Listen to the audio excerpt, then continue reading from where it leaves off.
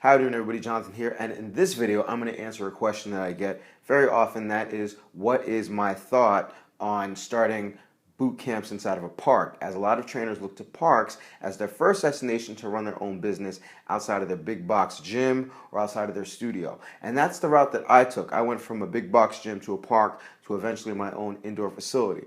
So a park is a great place to run your boot camp. It's just that you may have a little bit of trepidation when it comes to running the show on your own. So there are definitely some tips that I think would benefit you in general when it comes to running a business for the first time inside of a park. And I'll go over that. Now, before I do that, if you have not yet, everybody that's watching this video, go over to that link in the upper corner. You can hover over that area at any time, and it will open up an option for you to sign up for my newsletter.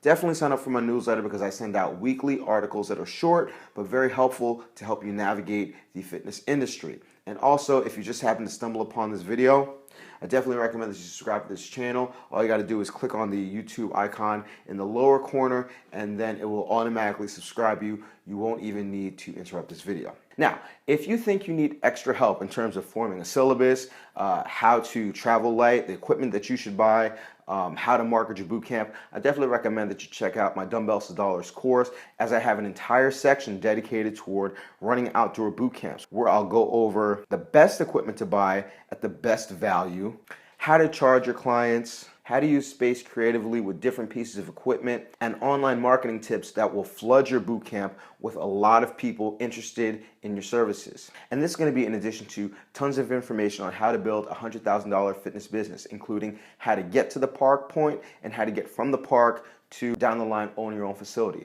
So if you haven't heard of my Dumbbells to Dollars course, I definitely recommend that you click on that icon over there. Check out the Dumbbells to Dollars course, and it will be very helpful for you to take your business to the next level. All right, so let's go over these tips, all right? And tip number one revolves around this whole permit situation. Now, when it comes to the permit, you have to understand that parks are policed on a varying degree, all right? And the permit does offer you a time slot, but it does take also revenue away from you. So when it comes to getting a permit, you'd have to go to your Parks and Rec department, fill out an application, then you get a permit to lock in a space and a time.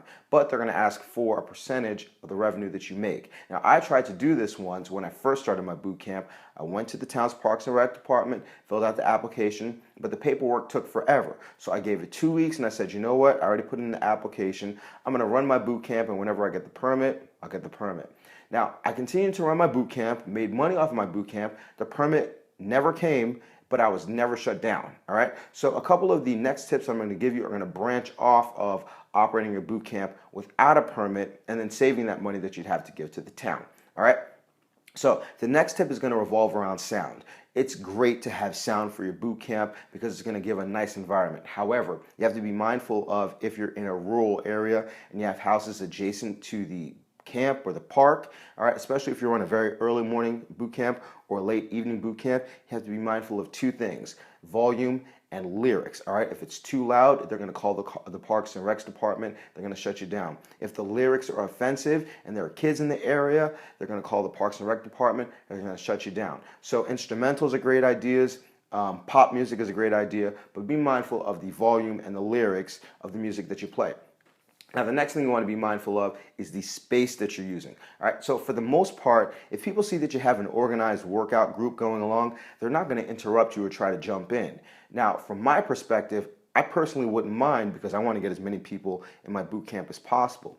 But you don't want to take up the entire park. You don't own the entire park. All right, so you want to make sure that whatever space you're using, you're being respectful of other people. So you want to make sure that you can run your boot camp, but people can still have fun with their kids in the park. People can still go on a stroll. If you're a disturbance to people that are just trying to use a free park and you're bullying your way around, then you're more than likely going to get shut down. All right. The next thing you want to stay mindful of is the schedule of the park. There are some things that go on parks that you cannot win over. So if they have special events such as festivals, if they have your town's team practice for track or tennis or whatever the case may be, soccer, if there's a soccer camp, or if there's a cheerleading camp, they probably have permits from the town. And this actually happened to me. I was going to set up for my boot camp, and then like I saw 100 parents coming in with their kids to run a soccer camp in the area that I wanted to use. Now, they had that permit, so your best bet is to scout the park for a week and make sure that whatever time slot you have set in mind isn't being used, or if it is, find an area where you can run your boot camp so that both can run at the same time, because you're not going to win over somebody that already has a permit.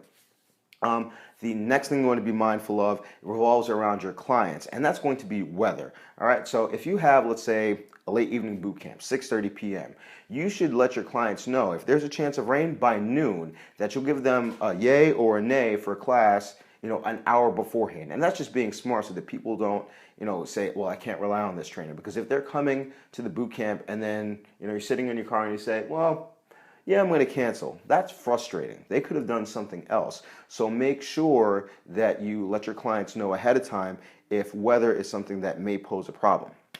The next tip is to offer free classes regularly. All right, I don't care how many flyers you have. I don't care how much Facebook advertising you buy.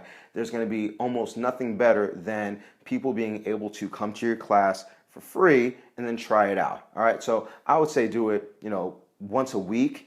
Or once a month, once every 2 weeks, but you want to have a regular schedule where people can come in and then take a class for free. Once you do that, then you can offer them, whatever offer you have for your regular price. But if you're not doing that and you're just saying, no, you can't come to my class unless you pay me, it's going to be very hard to turn people over. All right. The last tip is going to be to travel light. Now, when I look back on when I ran my boot camp the first time around, the hardest part was not the heat. It wasn't the area.